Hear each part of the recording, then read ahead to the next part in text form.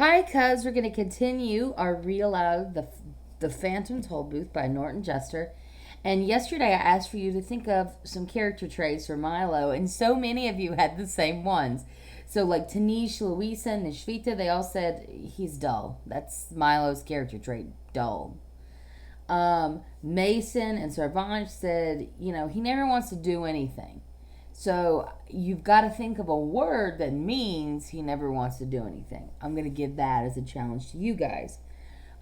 Houston and Diley said he's sad. That's a way to feel, but maybe you just mean overall he's just a sad person, right? And Caden says he's confused. So many of us thought the same thing about Milo, meaning that he's just a kid who really isn't very happy. And I mean, he's not excited by anything or anything like that. He's just kind of, he is like a great big sigh. So we're going to continue reading, and today we're going to start with chapter 2. And the last thing, remember, let's remind ourselves what happened at the end. He had gotten a huge toll booth. Now we know what toll booth and he decided he's going to, drive his little car and play the game of just with the toll booth, right? Now, we all know what would happen if you have a little electric car and you made a toll booth in your house. What would happen? Yeah, you probably would just drive around your room, right? Well, let's see if that's what's happened with Milo.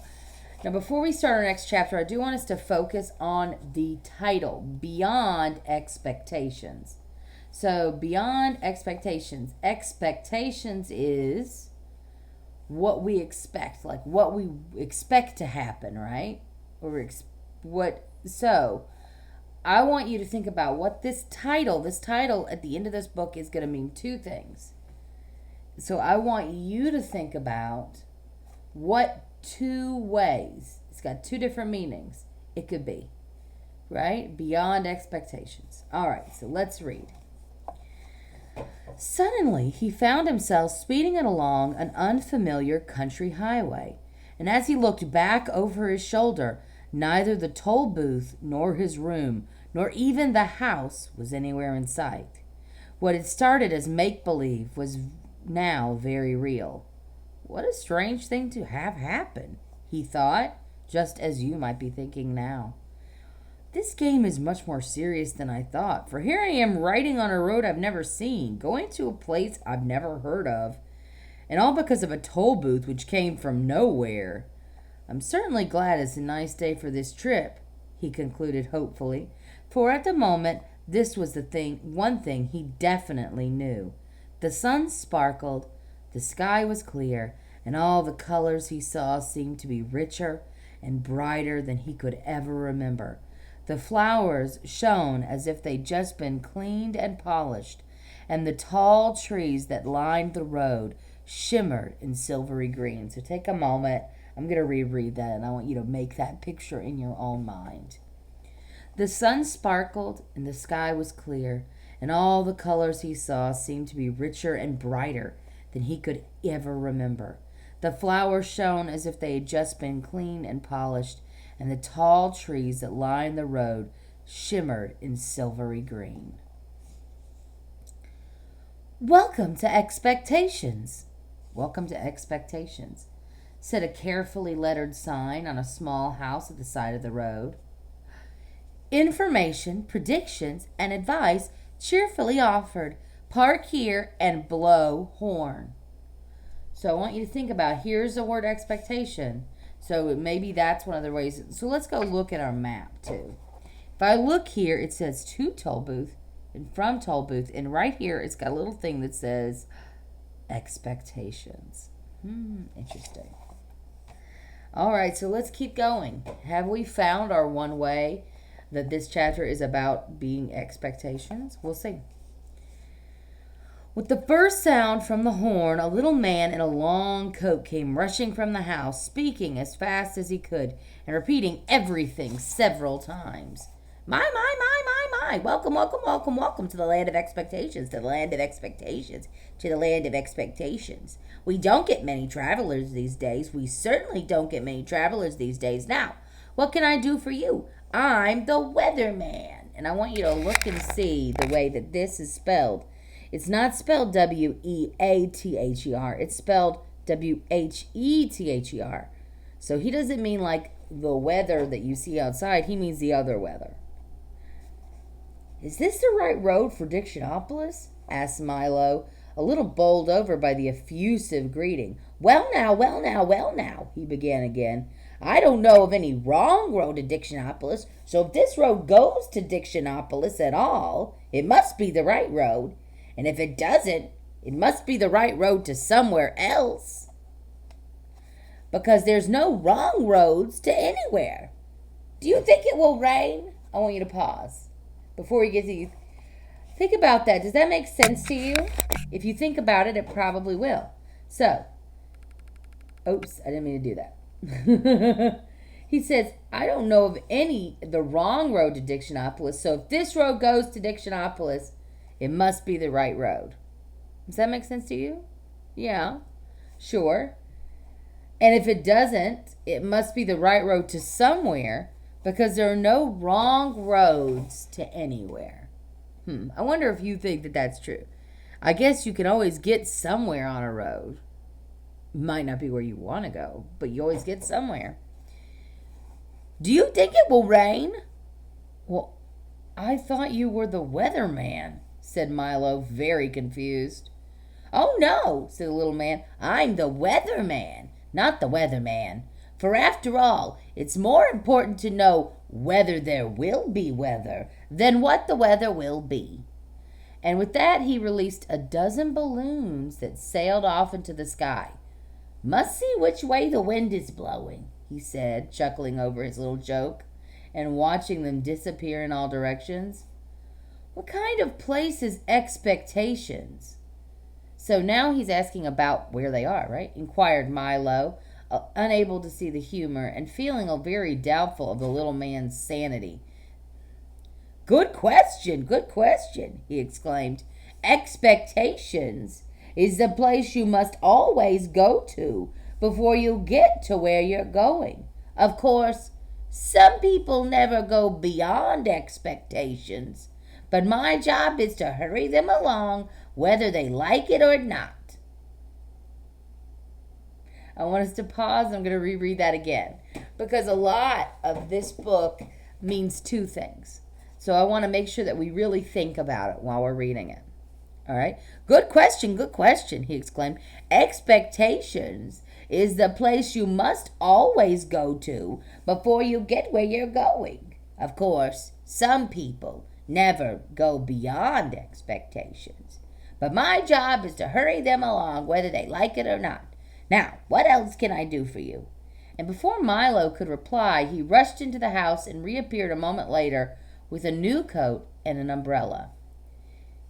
I think I can find my own way, said Milo, not at all sure that he could, but since he didn't understand the little man at all, he decided that he might as well move on, at least until he met someone whose sentences didn't always sound as if they would make as much sense backwards as forwards. So not only does Milo not understand him, he's basically saying right there, he met someone whose sentences didn't sound as they would make as much sense backwards as forwards. Meaning he doesn't understand what the weatherman says at all. Splendid, exclaimed the weatherman. Whether or not you find your own way, you're bound to find some way. If you happen to find my way, please return it, as it was lost years ago. I imagine by now it's quite rusty. You did say it was going to rain, didn't you? And with that, he opened the umbrella and walked with Milo to the car. I'm glad you made your own decision. I do so hate to make up my mind about anything, whether it is good or bad, up or down, in or out, rain or shine. Expect everything, I always say, and the unexpected never happens. Now, please drive carefully. Goodbye. His last goodbye was drowned out by the enormous clap of thunder, And as Milo drove down the road in the bright sunshine, he could see that the weatherman was standing in the middle of a fierce cloudburst that seemed to be raining only on him. I wonder why that is. I guess he expected rain. And it rained. The road dipped. So now here's expectations. And what have we done? We have left it. Right? The road dipped now into a broad green valley and stretched toward the horizon. The little car bounced along with very little effort, and Milo hardly had to touch the accelerator to go as fast as he wanted. He was glad to be on his way again. It's all very well to spend time in expectations, he thought, but talking to that strange man all day would certainly get me nowhere. He's the most peculiar person I ever met, continued Milo, unaware of how many peculiar people he would shortly encounter. He drove along the peaceful highway. Soon he fell to daydreaming and paid less and less attention to where he was going. In a short time, he wasn't paying any attention at all, and that's why, at a fork in the road, when a sign pointed to the left, Milo went to the right along a route which looked suspiciously like the wrong way. And I think we might stop there. Yes, we will definitely stop there. Actually, we'll stop at the end of this page. Things began to change as soon as he left the main highway. The sky became quite gray, and along with it, the whole countryside seemed to lose its color and assume the same monotonous tone. Monotonous, that's a big word. So let's think about what that means. If the whole countryside loses its color and it becomes the same tone or the same kind of maybe color, maybe tone means color, say monotonous color, that maybe means boring, you think, because it's losing its color? Boring color? We'll see. Everything was quiet, and even the air hung heavily. The birds sang only gray songs, and the road wound back and forth in an endless series of climbing curves. Mile after mile after mile after mile he drove. I want you to look at the way that Norton Juster chose to do that. Why do you think he did that on its own line? When you think back to poetry, yeah, to give it a slowness, right? To give it a more feeling, right? Mile after mile after mile after mile he drove. And now gradually the car went slower and slower until it was hardly moving at all. It looks as if I'm getting nowhere, yawned Milo, feeling very drowsy and dull. I hope I haven't taken a wrong turn. Mile after mile after mile after mile, and everything became grayer and more monotonous. Finally, the car just stopped altogether, and hard as he tried, it wouldn't budge another inch. I wonder where I am, said Milo in a very... Oh, I didn't say it in a very worried tone. I wonder where I am, said Milo in a very worried tone. You're in the doldrums, wailed a voice that sounded far away. He looked around quickly to see who had spoken, but no one was there. It was quiet and as still as one could imagine. So that's where we're going to stop, I should say, in the doldrum. We're going to turn back to our map. So here's the it says from Tollbooth. Here is expectations with the little man. And if we go this way, when we get to right here, we notice that there's a fork. A fork just means there's like more than one way to go in a road and you get to choose. So instead of going this way, remember it says he went the other way, and I bet with lots of curves, and I bet that this is it. Yeah, and it even says the doldrum. So look at that road. Look how much longer it is than just going straight. Oh, if only Milo had been paying attention. So that's kind of where he is now, and tomorrow we'll pick up. So today, on your comments, I want you to tell me what the two meanings of our title, Beyond Expectations, means.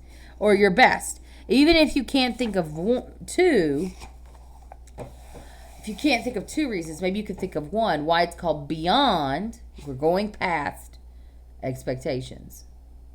All right? So let me know that in the comments. All right? And tomorrow we will finish our chapter. Thank you for listening to me read Phantom